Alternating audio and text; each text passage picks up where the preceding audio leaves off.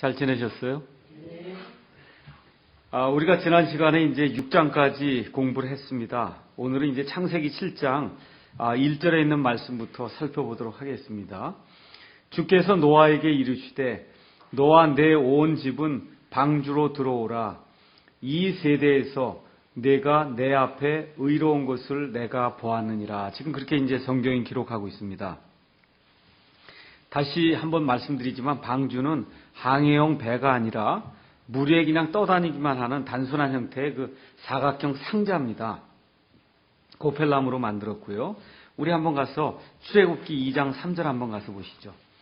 출애굽기 2장 3절에 가서 보시면은 여기에는 나일 강가에 떠돌아다니던 그와 같은 방주가 있었거든요. 출애굽기 2장 3절. 누구를 싣고 있었냐 하면은 모세를 싣고 있었습니다. 거기에. 거기 가서 보니까 더 숨길 수 없게 되매 그를 위하여 갈대로 만든 궤를 가져다가 진흙과 역청으로 바르고 아이를 그 안에 담가 강가의 부들 사이에 두었다. 이렇게 기록이 되어 있어요. 여기 가서 보면 궤라고 그랬죠. 궤. 영어로는 아크예요. 똑같은 얘기예요. 그러니까 갈대 방주를 만들었는데 이건 조그만 거겠죠. 애기 하나만 들어가면 되니까. 그래서 그런 의미다. 그 다음에 열왕기하 12장 10절에서 11절도 가서 보면 헌금 궤가 있는데 그 궤도 역시 아크로 이제 표현이 될 수가 있습니다. 그래서 추진력이나 제동 장치가 없는 단순히 그냥 물 위에서 떠돌아다니는 피난처 역할을 하는 그와 같은 직사각형의 상자가 방주다. 근데 하나님이 뭐라고 얘기하시냐면 이렇게 동력도 없고 움직이지도 못하는 그 방주 안으로 너와 내 온 집이 지금 들어오라는 거예요. 그러니까 저와 여러분이 이걸 보면서 한번 여러분 생각해 보세요.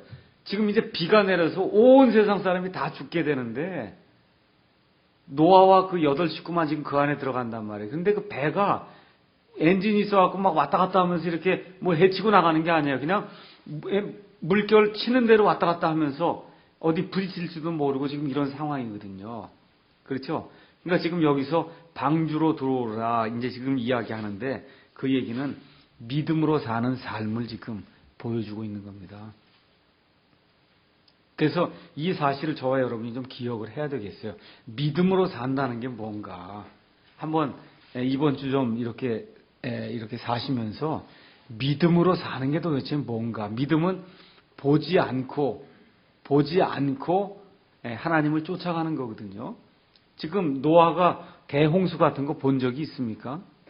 전혀 없잖아요. 비가 내려서 온 세상 사람들이 죽게 되는 거 전혀 알지 못하는 가운데 하나님이 방주를 지으라고 하니까 지금 120년 동안 의를 선포하면서 아들들과 함께 지금 그것도 어디에 산꼭대기 어디쯤에 줬을 거 아니에요.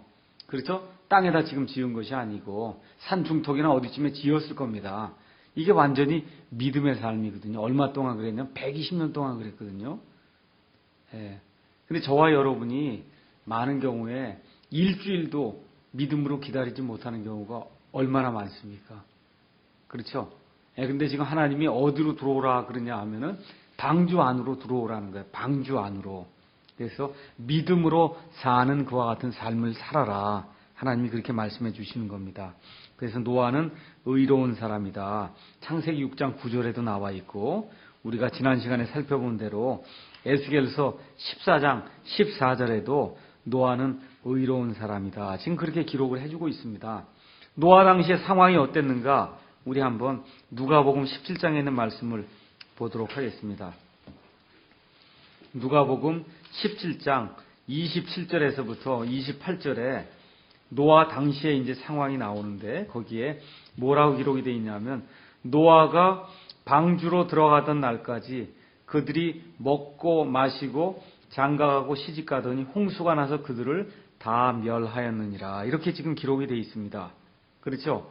그래서 여기 가서 보면 먹고 마시고 장가가고 시집가는 거 그냥 이 일상생활에 세상 그런 일에 지금 바빠서 하나님을 찾거나 아니면 노아가 주는 그와 같은 경고에 귀를 기울이지 않았다는 거죠. 그 당시 상황이 그랬어요. 그래서 사람들의 생각하는 모든 것이 마음속에서 다 생각하는 모든 것이 사악했다고 성경이 기록하고 있습니다. 그 모든 일이 일어난 것이 하나님의 아들들이 사람들의 딸들하고 결혼을 하면서 하나님의 창조 질서가 붕괴가 되기 시작하면서 심지어 짐승까지도 포악하게 되는 그와 같은 일들이 그 당시에 땅에 이제 발생을 했다. 그렇게 이야기를 하고 있습니다. 하나님께서 뭐라고 말씀하셨냐면 내가 내 앞에서 의롭다고 한 사실을 내가 보았다 그랬습니다. 내가 보았다. 내가 그걸 인정한다. 인정한다. 하나님이 그렇게 이제 말씀해 주시는 거죠. 7장 2절에 가서 보니까 너는 모든 정결한 짐승 중에서 수컷과 그것의 암컷을 7마리씩 취하고 또 정결하지 않은 짐승 중에서 수컷과 그의 암컷을 그것의 암컷을 2마리씩 취해라.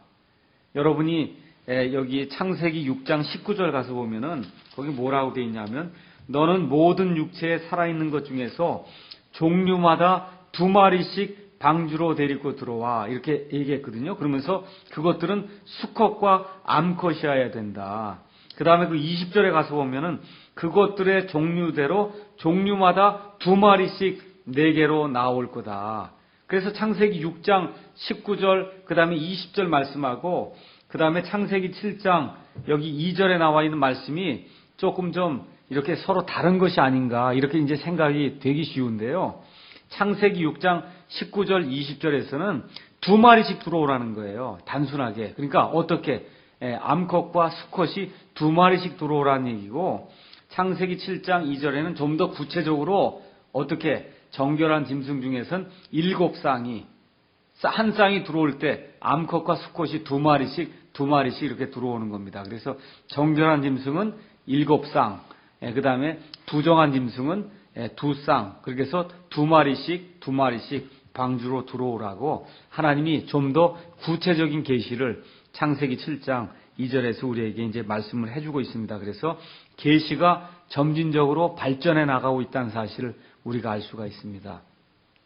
그러니까 많은 사람들이 성경을 읽으면서 창세기 1장, 2장, 3장 여기에 예수님의 십자가 사건 이런 게 왜 여기 없느냐 이렇게 얘기하는 사람들이 있거든요.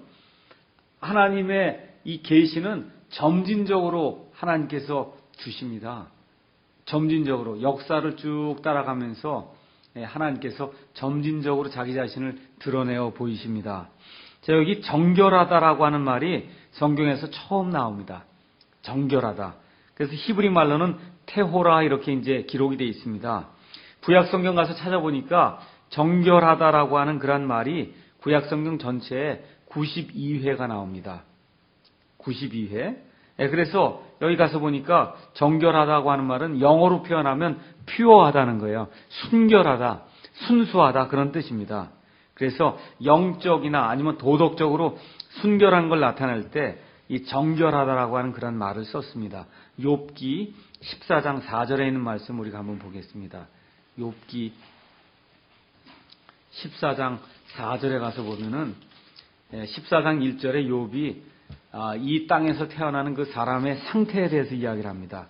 여자에게서 태어난 사람은 날수가 적고 괴로움으로 가득하며 그래서 쭉 이렇게 이 사람의 상태가 얼마나 연약하고 부족한가를 쭉 보여주면서 4절에 누가 정결한 것을 부정한 것 가운데서 가져올 수 있나이까.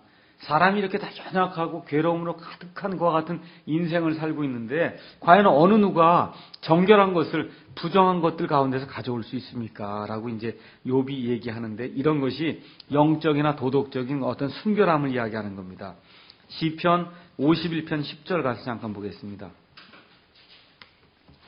시편 51편 10절에 가서 보시면 다윗이 이제 밧세바를 취한 이후에 이제 나단 대언자의 책망을 받고 51편 말씀을 이제 기록하고 있습니다. 51편 10절에 오 하나님이여 내 안에 깨끗한 마음을 창조하시고 내 속에 올바른 영을 새롭게 하소서 이렇게 얘기할 때 그 깨끗하다라고 번역된 말이 정결한 짐승 얘기할 때 그거하고 같은 얘기입니다. 그러니까 영적으로 도덕적으로 어떤 순결한 것을 지금 이야기하고 있습니다. 그 다음에 레위기 11장에 가서 보시면 여러분 잘 아시다시피 또 신명기 14장에 가서 보시면 정결한 짐승하고 부정한 짐승을 구분하는 것으로 그 안에 가득 내용이 이제 들어 있습니다. 그래서 더러운 것을 피함으로 얻게 되는 어떤 순결함을 나타낼 때 이 테호라라고 하는 그런 말이 쓰였고요. 그 다음에 불순물이 전혀 없는 상태, 그래서 순수한 상태, 이걸 나타낼 때 이 테호라라고 하는 그런 말이 쓰였습니다. 그래서 역대기하 3장 4절에 가서 보시면은 한번 잠깐 가서 보시죠. 역대기하 3장 4절에 가서 보시면 순금이라고 하는 얘기가 나옵니다. 순금. 순금은 거기 3장 4절에 성전을 지을 때 순금이 이제 많이 쓰였거든요. 그래서 여기 3장 4절에 가서 보시면은 솔로몬이 이제 성전을 건축하면서 주랑을 만들었는데 그 주랑의 안을 순금으로 입혔다 그랬습니다. 순금으로 입히는 이런 거 얘기할 때 순수하다라고 얘기할 때 그게 이제 테호라라고 하는 그런 단어로 이제 성경에 기록이 되어 있습니다. 자, 그러면 왜 이 정결한 짐승은 7쌍을 들여보내고 부정한 짐승은 2쌍을 들여보냈을까? 뭐 여러분께서 이 숫자만 보셔도 금방 하나님이 정결한 것들을 부정한 것들보다 더 좋아하신다는 사실을 금방 알 수가 있을 겁니다. 그래서 하나님께서 원하시는 것은 홍수가 끝난 이후에 정결한 짐승이 더 빨리 번식해서 그래서 온 세상에 더 빨리 퍼지는 것을 하나님이 원하셨습니다. 또 하나는 뭐예요? 또 정결한 짐승이 있어야 하나님께 제사를 드릴 수 있잖아요. 맞죠? 그래서 그와 같은 용도로 하나님께서 정결한 짐승을 더 많이 방주 안으로 들여보내셨습니다. 특별히 새들은 어떤 목적으로 쓰였냐면 정탐을 해야 되니까. 그래서 방주가에서 이제 나중에 이제 방주에서 까마귀하고 비둘기가 나가서 그래서 물이 얼마나 줄어들었는가 그 상황을 살펴보는 그와 같은 내용이 창세기 8장에 이제 나오고 그 다음에 제사용으로 또 정결한 새와 짐승이 창세기 8장 20절에 가서 보면 노아가 이제 방주에서 나온 이후에 하나님께 제물을 드릴 때 이런 것들이 사용되었음을 우리가 알 수가 있습니다. 7장 3절 말씀 잠깐 보겠습니다. 공중의 날짐승 중에서도 수컷과 암컷을 7마리씩 취하여 씨가 온 지면 위에 살아남게 하라. 그렇게 지금 이야기하고 있습니다. 살아남게 하라. 우리 이제 킹제임 성경은 여기에 가서 보면은 keep alive라고 하는 그런 단어를 썼습니다. 살아서 보존되게 해라. 그렇게 이제 번역이 되어 있는데요. 여기 이제 개혁성경 같은 경우에는 살아서 남는다 이렇게 이제 표현이 되어 있지 않고 유전하게 하라 이렇게 지금 표현이 되어 있어요. 그래서 좀 뜻이 조금 좀 다르게 이렇게 좀 번역이 되어 있습니다. 유전한다. 유전.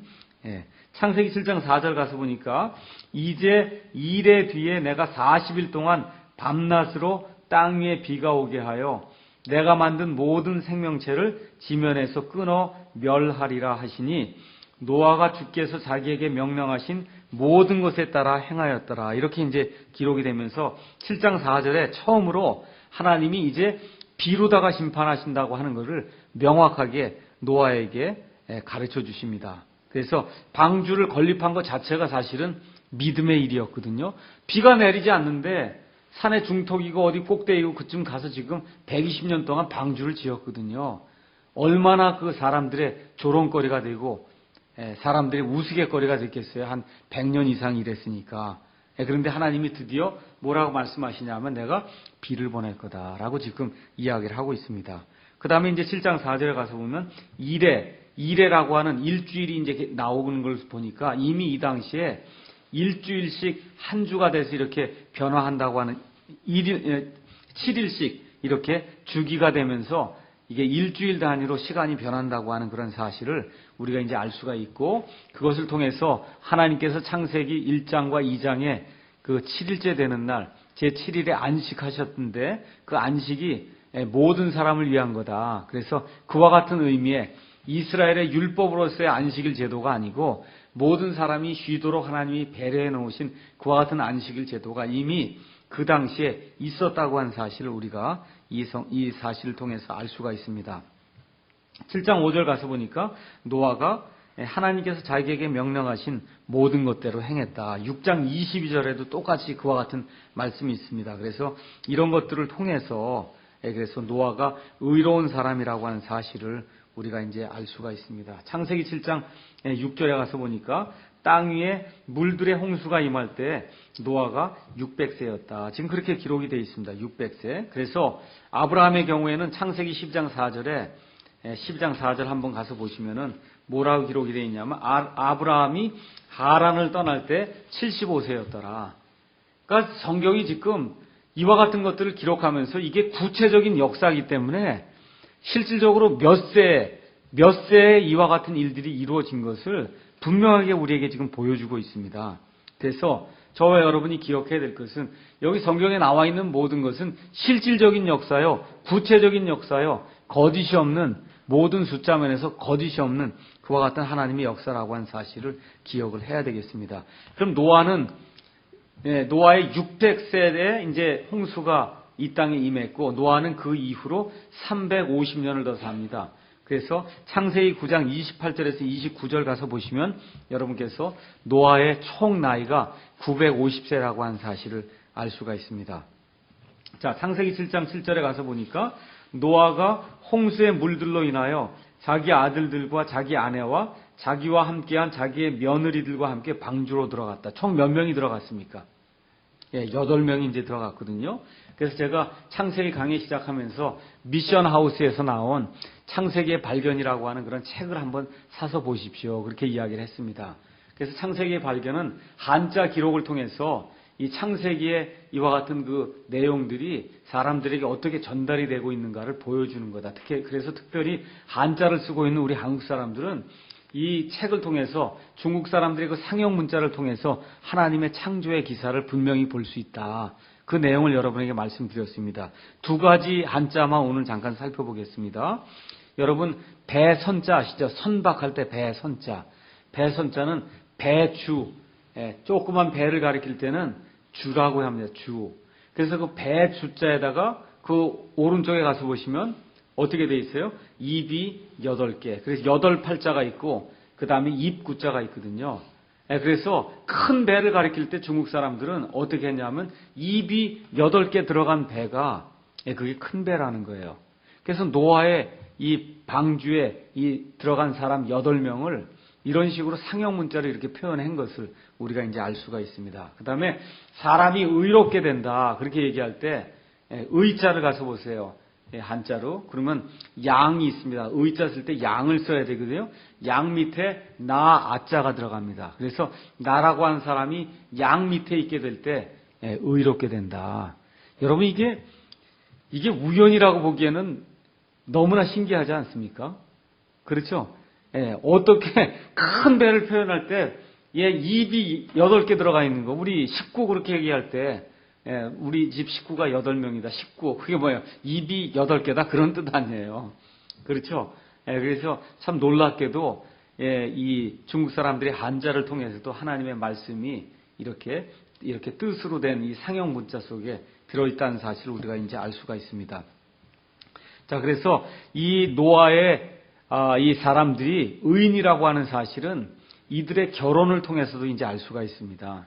하나님께서 첫사람 아담과 이브를 만드셨을 때 말라기에 있는 2장 15절에 있는 말씀을 가서 보면 하나님에게는 영의 여분이 있었음에도 불구하고 하나님이 여자를 하나만 만들었어요.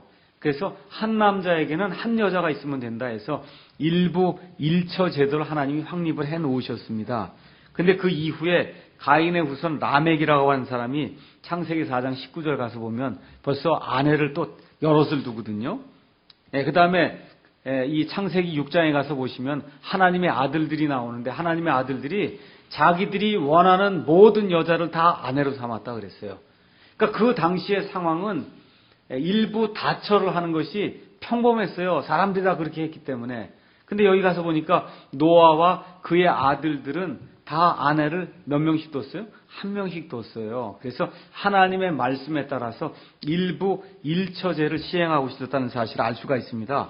그래서 이런 것들을 통해서 저와 여러분이 이 사람들이 정말 하나님의 말씀을 중히 여기고 하나님께서 의로운 자라고 이렇게 칭할 수 있는 그와 같은 상태에 있었다는 사실을 알 수가 있습니다.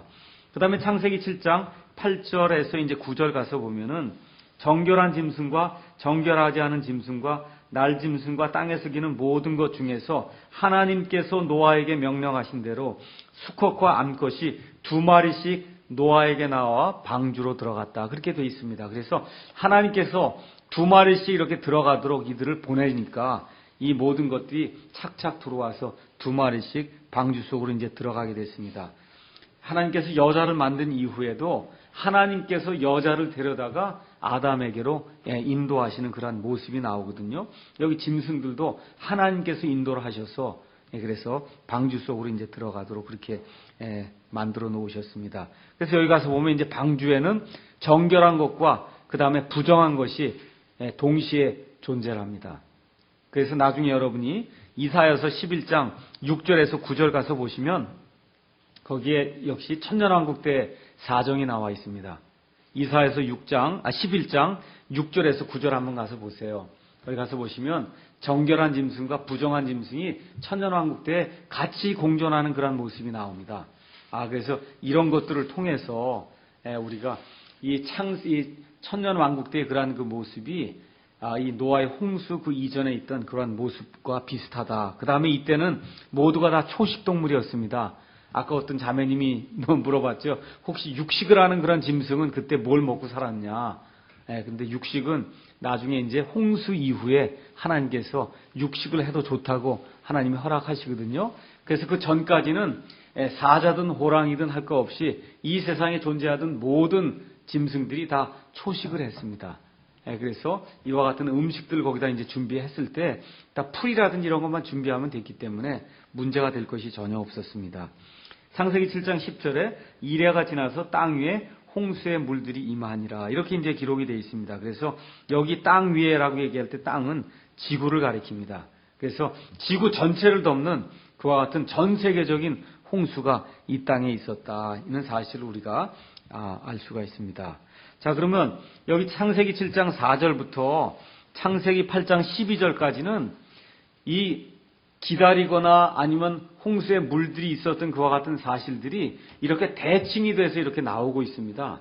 그래서 7장 4절부터 그 다음에 8장 12절에 있는 거를 한번 어떻게 이것들이 대칭이 되는가 한번 잠깐 살펴보도록 하겠습니다. 자, 먼저 7장 4절을 가서 보니까 이제 이레 뒤에 이제 하나님께서 비가 오게 한다. 그래서 비가 올 때까지 이레를 이제 기다리고 있습니다. 그 다음에 이제 10절로 넘어가서 이레가 지나서 땅 위에 홍수의 물들이 임하니라. 그래서 홍수를 기다리는 또 7일이 이제 나오고요. 그 다음에 17절 가서 보면은 17절에 홍수가 땅 위에 40일 동안 있었다. 40일. 그 다음에 24절 가서 보면 물들이 150일 동안 땅 위에 넘쳤더라. 이렇게 되어 있습니다. 그러니까 7, 그 다음에 40, 150 이렇게 되어 있거든요. 그 다음에 이제 홍수가 다 온 다음에 이제 물들이 없어져 가는 그런 과정도 이것하고 반대로 이제 되어 있습니다. 8장 3절에 물들이 계속해서 땅을 떠나 되돌아가고 150일이 지난 뒤에 물들이 줄어들어. 그렇죠? 그래서 이제 반대로 이제 나가는 겁니다. 처음엔 7, 40, 150. 이번엔 150, 40, 7 이렇게 이제 되는 거죠. 그래서 8장 6절에 가서 보니까 8장 6절에 40일이 지난 뒤에 40일 동안 기다리는 내용이 나오고 8장 10절에 이레를 기다리는 대목이 나오고 그 다음에 8장 12절에 또다시 이레를 기다리는 그런 대목이 나오거든요. 그래서 여기 창세기 7장과 8장의 앞부분에 홍수가 내리기 전하고 홍수가 내린 이후에 이 기간들이 대칭으로 이렇게 돼서 나온다는 사실을 그냥 재미있게 이렇게 기록이 되어 있으니까 여러분이 살펴보시면 좋겠습니다. 7장 11절 가서 보니까 노아의 생애에서 600번째 해 둘째 달 곧 그 달 17일 그러니까 노아의 생애 600세 되던 해 2월 17일 날 바로 그날에 큰 기품의 모든 샘들이 터지고 모든 샘이 터졌다는 거예요. 개역성경엔 지금 모든이 빠져 있습니다. 그러니까 지하에 있는 모든 지하수가 다 터져 나왔다는 겁니다. 터지고 하늘의 창들이 열렸다. 그래서 하늘의 창들, 그래서 이건 많은 분들이 이 하늘의 창들은 이 지구를 덮고 있던 어떤 수증기 막이 아니겠느냐 이렇게 이제 보는 그런 견해를 가지고 있습니다. 그래서 하늘에서도 엄청난 양의 그런 비가 떨어지고 그 다음에 또 어떻게 됐다고요? 땅 속에서 지하수가 굉장히 많이 흘러나왔습니다. 그래서 이와 같은 일이 노아의 생애에 600번째 되는 해 2월 17일 날 이렇게 일어났다고 성경이 분명하게 구체적으로 그렇게 기록을 하고 있습니다.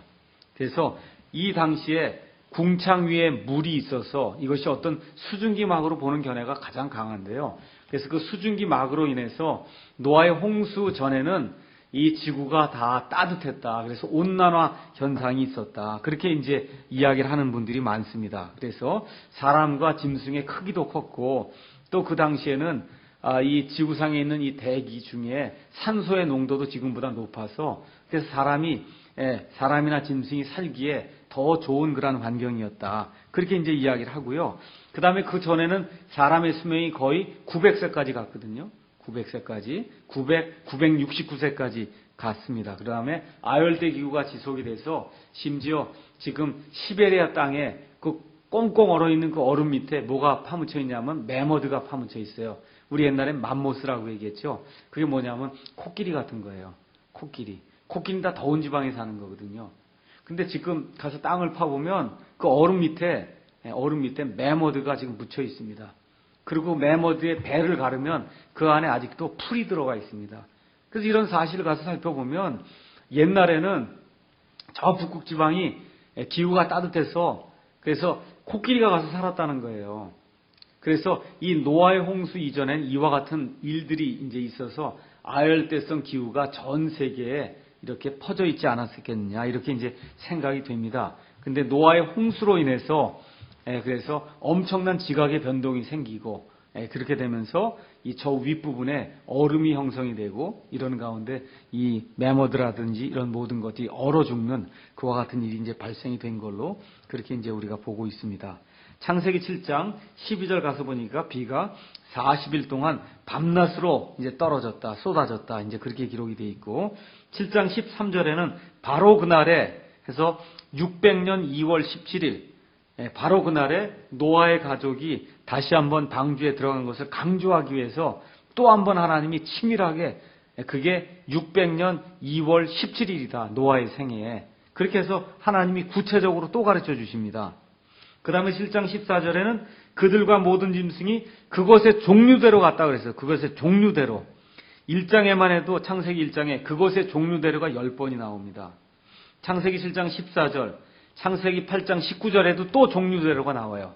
그러니까 하나님께서 믿지 않는 이와 같은 그 진화론을 신봉하는 그런 사람들에게 분명하게 이와 같은 사실을 보여주기 위해서 구체적으로 자꾸 날짜도 기록하시고 그 다음에 그것들의 종류대로 해서 종류가 변하지 않는다고 한 사실을 이렇게 구체적으로 가르쳐 주십니다. 7장 15절 가서 보니까 속에 생명의 숨이 있는 모든 육체 중에서 둘씩 노아에게 나와 방주로 이제 들어갔다 해서 속에 생명의 숨이 있던 그와 같은 모든 짐승이나 아니면 사람은 방주에 탄 것 외에는 몽땅 죽임을 당했다고 하는 그런 사실을 우리가 이제 알 수가 있습니다. 그 다음에 7장 16절 가서 보니까 그 들어간 것들은 하나님께서 그에게 명령하신 대로 모든 육체의 수컷과 암컷이더라. 주께서 그를 안에 넣고 닫으시니라. 그래서 하나님께서 친히 노아를 안으로 밀어 넣으시고 그리고서 문을 닫아주시는, 그래서 여호와 하나님께서 닫아 놓으셨기 때문에 하나님이 책임지시겠다는 거죠. 그래서 하나님께서 구원의 보장이 되신다는 사실이 7장 16절에 나와 있고, 7장 17절에 홍수가 땅 위에 40일 동안 있었으므로 물들이 불어나 방주를 이제 띄우기 시작했어요. 띄웠어요. 그러니까 방주가 땅 위로 들렸다. 지금 이렇게 기록이 되어 있습니다. 그래서 모든 것이 죽고 드디어 방주가 물 위로 떠돌아다니는 그런 내용이 그 안에 이제 기록이 되어 있습니다. 7장 18절에 물들이 넘쳐서 땅 위에 크게 불어났다. 그래서 어떤 일로 이렇게 생긴 겁니까? 홍수, 그 다음에 하늘에서 떨어진 거, 그 다음에 땅에서 올라온 그러한 지하수. 아마 땅에서 올라온 지하수가 양이 훨씬 더 많았을 겁니다. 그래서 이와 같은 것들로 인해서 물이 급격히 불어난 것을 창세기 7장 18절이 이제 보여주고요. 7장 19절에는 물들이 땅 위에 크게 넘침으로 온 하늘아래에 있던 모든 높은 산이 덮였더라. 어떤 산이든 상관없이 100% 다 덮였다는 거예요. 100%. 그래서 전 세계적인 홍수라고 하는 사실을 우리가 알 수가 있고, 7장 20절에 가서 보니까 뭐라고 기록되어 있냐? 물들이 불어서 15큐빗 위로 오름에 산들이 덮였다. 그래서 여기서 나오는 건 뭐를 기준으로 15큐빗이냐? 그 성경에 나와 있지 않습니다. 그런데 모든 산이 덮였다는 걸 봐서는 가장 높은 산보다 15큐빗 정도, 15큐빗이면 대략적으로 한 6m, 아시겠죠? 그 정도 높게 이렇게 해서 물이 완전히 다 잠가버렸다는 겁니다. 그렇게 되니까 모든 사람과 모든 짐승과 땅에서 기는 모든 것이 이제 다 죽게 되었습니다.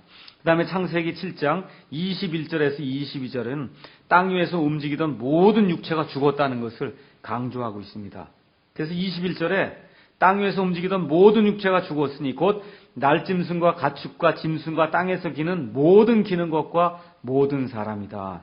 그래서 22절에도 콧구멍에 생명의 숨이 있던 모든 것이 죽었더라. 아주 하나님이 강조하고 지금 계속해서 강조하는 거예요. 이 대홍수가 온 세상을 덮는 그러한 엄청난 규모의 홍수였고 모든 것이 다 죽었다. 7장 23절에는 이 모든 것이 다 멸망했는데 노아와 그와 함께 방주에 있던 자들만 살아남았다. 그 내용을 이제 기록을 하고 있습니다. 그 다음에 24절에는 홍수가 물들이 150일 동안 땅 위에 넘쳐서 완전히 모든 것을 다 잠궈 놓는 그와 같은 일을 했다. 이렇게 이제 기록이 되어 있습니다. 자, 그러면 오늘은 마치기 전에 홍수의 증거들 몇 가지만 여러분들에게 이제 말씀을 드리겠습니다. 홍수의 증거. 첫 번째, 온 땅을 다 덮으려면은 충분한 물이 있어야 되잖아요. 맞죠? 충분한 물이. 그러면 지금 있는 이런 상황에서도 과연 충분한 물이 있냐 이거예요. 물의 양이 얼마큼 드느냐 하면 여러분 지금 산도 있고 언덕도 있고 그렇잖아요. 이런 모든 것을 완전히 다 평평하게 만들어 놓지 않습니까? 그렇게 됐을 때 지금 있는 바닷물과 강물 이걸 가지고 얼마만큼 지금 위로 다 쌓을 수 있냐 하면 2.7km 높이로 쌓을 수가 있어요. 물이. 알겠죠? 그러니까 지금 있는 물만 가지고도 얼마든지 온 땅이 평평하게 된다고 했을 때 온 땅을 지금 덮을 수 있을 정도의 덮는 게 2.7km 된다니까요. 높이가. 그 정도로 온 지구 표면 전체를 다 덮을 수 있어요. 물이. 그 정도로 지금 지구 표면에 물이 많이 있습니다. 자, 그 다음에 이제 방주가 그럼 과연 그걸 견딜 수 있었겠냐 이거야. 그렇게 엄청나게 비가 많이 내리고 그렇게 물이 많은 상황 속에서. 그래서 지금부터 약 10년쯤 됐을 겁니다. 한국의 그 선박연구소에 있던 한 연구원이 노아의 방주를 믿고 홍수를 믿는 그와 같은 그 연구원이 실험을 진행했습니다. 그래서 그게 이 창조과학회에서는 미국의 코리안 익스페리먼트에서 한국 사람들이 만든 그와 같은 실험이다. 이런 제목으로 그런 기사로 알려져 있습니다. 그래서 배를 조그맣게 만들어서 노아의 그 방주와 같은 모형으로 근데 사이즈를 줄여갖고 그래서 선박연구소니까 그 안에다가 파도도 치게 만들고 해서 실질적인 이런 그 홍수 상황하고 비슷하게 단지 이 크기만 줄여서 이렇게 실험을 해봤는데 이렇게 만든 그 노아의 그 배의 그 사이즈가 이와 같은 외부의 여러 가지 그 악조건들을 이기는데 아주 탁월하다는 거예요. 그래서 다른 형태로 만들어도 봤는데 지금 여기 나와 있는 그 노아의 방주의 그 사이즈 300큐빗, 50큐빗, 그 다음에 그 30큐빗으로 만든 것이 그렇게 여러 가지 악조건을 견디는데 아주 거의 최적의 조건이라는 겁니다. 그런 걸 이제 밝혀냈습니다. 그 다음에 이제 세 번째, 홍수가 있었기 때문에 지구 곳곳에서 여러 곳에서 화석들이 발견됩니다. 근데 화석이라고 하는 게 어떻게 해서 화석이 되는지 여러분 아시나요? 자, 물고기가 진흙에 갇히지 않습니까? 그럼 여러분, 진흙에 갇히면 평상시 같으면 어떻게 되느냐 하면 진흙에 이렇게 갇히면은 물고기가 썩어서 완전히 부패돼서 없어지고 맙니다. 화석이 되려면 조건이 있어요. 급격하게 싹 갇혀야 돼요. 급격하게 갇힌 가운데 엄청난 압력이 있어서 얘를 눌러버려야 그래야 썩지 않고 화석으로 이게 남아있을 수가 있습니다. 그래서 전 세계에 많은 화석이 지금 전 세계적으로 많이 발견되고 있다. 그 내용은 뭐냐 하면 급격한 지각변동이 있었다는 거예요. 급격한 지각변동. 그 다음에 또 어떤 화석이 발견이 되느냐 하면 지구의 고지대에서 예를 들면 에베레스트 산의 저 꼭대기에서 바다에 살고 있는 그런 조개 껍질이 발견되고 조개 화석이 발견되고 바다에 살던 그런 생물체들의 화석이 발견된다는 겁니다. 그럼 그 얘기는 무슨 얘기예요? 한때 거기가 바닷물로 덮였다는 거죠. 물로 덮였다고 하는 그런 사실을 우리가 알 수가 있습니다. 또 하나, 지구의 이제 이 암석으로 이게 지구 겉 표면이 이제 구성이 되어 있습니다. 그래서 지구 구성물의 90%는 화성암이에요.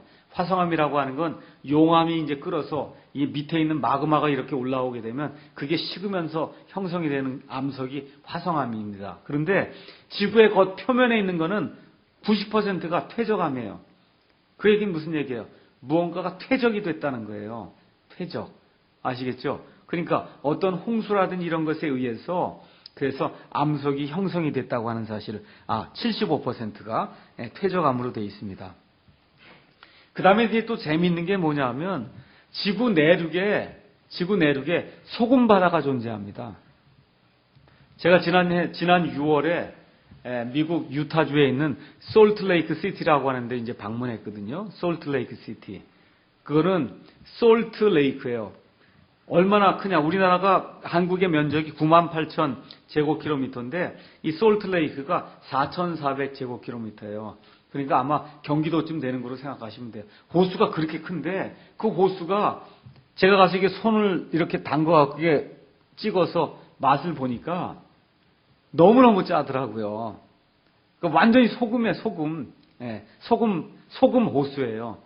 그 소금 호수 옆에 도시를 지었다 해서 솔트레이크 시티다 이제 그렇게 얘기를 하는데 이런 호수가 있고 또 여러분이 카스피해 같은 경우는 한국 면적이 98,000 제곱킬로미터인데 카스피해는 그것보다 약 4배가 많은 37만 제곱킬로미터입니다. 그 정도가 완전히 다 소금 바다입니다. 그래서 내륙 안에 바다가 있다 이거예요. 그게 무슨 얘기냐? 한때 바다가 그 안에 있었다는 겁니다. 그래서 이와 같은 사실들을 통해서 우리가 노아의 대홍수가 온 세상에 존재했던 대규모의 홍수였다는 사실을 알 수가 있습니다. 또 어떤 사람들이 그렇게 얘기하죠. 아니 그 호주에 있는 캥거루 같은 건 어떻게 왔냐? 헤엄을 쳐서 오냐? 그렇죠? 근데 제가 이제 어저께인가도 지난번에도 말씀드렸듯이 지난 시간에 말씀드렸듯이 노아의 홍수 이전에는 대륙이 하나로 구성이 돼 있었어요. 홍수 이후에 그 다음에 벨레게 때에 가서 보면 나중에 이 대륙이 나뉘어지는 그와 같은 일이 발생을 하거든요. 그래서 그렇게 보는 견해도 있고 또 하나는 노아의 홍수 때 홍수로 인해서 그래서 지각의 변동이 생기면서 지각이 변동이 생겨서 대륙이 갈라져 나갔다. 그렇게 보는 그런 견해가 있습니다. 그래서 노아의 홍수 이전에는 캥거루도 다 어디에 살았냐 하면 노아가 살던 그 땅에 살았습니다. 같은 대륙에 다 살았습니다. 그러니까 하나님께서 보내시니까 다 와서 방주 안으로 들어갈 수가 있었습니다. 자, 그 다음에 또 나오는 게 그럼 공룡은 어떻게 하냐 이거예요. 공룡을 또 가서 보면 공룡의 크기가 엄청나게 커요. 5m, 뭐 어떤 건 10m, 높이가 5m 뭐 이렇게 되는 그런 공룡들이 많이 있거든요. 그러니까 사람들 생각에는 공룡이 엄청나게 큰 건데 이걸 어떻게 태울 수 있겠냐 이렇게 이제 생각을 합니다. 자, 그럼 먼저 공룡은 몇째 날 만들어졌을까요? 6째 날. 그렇죠? 6째 날 짐승을 만드셨을 때 그렇게 이제 만드셨습니다. 자, 그래서 공룡이나 코끼리, 기린 같은 것들이 엄청나게 커도 새끼는 굉장히 작거든요. 그래서 하나님께서 새끼를 집어넣으시면 아무 문제가 없어요. 아무 문제가. 그 다음에 또 실제로 공룡은 수백 가지지만 종류로는 실질적으로 50종류뿐이 안 됩니다. 또한 우리가 생각할 때 공룡은 엄청나게 크다 이렇게 자꾸 생각하는데 실질적으로 대부분의 공룡의 평균 사이즈는 양 아시죠? 요만한 양 정도의 사이즈입니다. 그러니까 우리가 생각하는 엄청난 크게 그런 큰 공룡은 몇 개가 되질 않고 그것들도 새끼를 태우면 아무 문제가 없습니다. 자, 그러면 몇 마리나 탔을까? 우리 생각에 지금 봐서 보시면 여러 가지 종류를 다 따져봤을 때 한 35,000마리 정도 타지 않았겠느냐. 여러분 성경에 나오는 종, 영어로는 카인드라고 기록되어 있는데 이 종은 지금의 개념하고 다릅니다. 개 같은 경우도 이렇게 가서 보시면은 개과에 속한 게 늑대도 있고 하이에나도 있고 다 개과에 속한 거거든요. 그러니까 성경에 나오는 종은 과로 보시면 된다. 그렇게 해서 대략적으로 약 5만 마리가 탔을 때 5만 마리가 탄다고 봤을 때 노아의 방주에 약 몇 프로 정도 37% 정도 이 최적을 차지한다 이렇게 이제 우리가 볼 수가 있습니다. 자, 마지막으로 이제 한두 개만 더 할까요? 어떻게 이 모든 걸 먹였을까? 음식을 물론 싫었다고 성경이 기록하고 있죠. 음식을 물론 싫었을 뿐만 아니라 하나님께서 또 함께 하셔서 이 모든 동물들이 동면을 취하게 우리 잠을 자도록 또 그렇게 만들 수도 있거든요. 그래서 이 모든 것들이 살아남게 할 수 있는 것은 하나님의 능력에 달려있기 때문에 하나님께서 이 모든 걸 만들기도 하셨는데 이 모든 게 살아남도록 하는 거, 그건 아무 문제가 되지 않는다. 어떻게 비가 모든 생물을 죽일 수 있었냐? 비가 죽인 게 아니라 땅 속에서 나온 엄청난 물, 그 다음에 하늘에 그 있던 궁창 위에 물들이 다 쏟아져 내리면서 엄청난 규모의 그와 같은 홍수를 이루면서 이 모든 것들이 모든 땅에 거하는 것들을 다 잠궈버리는 그와 같은 일이 발생을 하게 된 겁니다.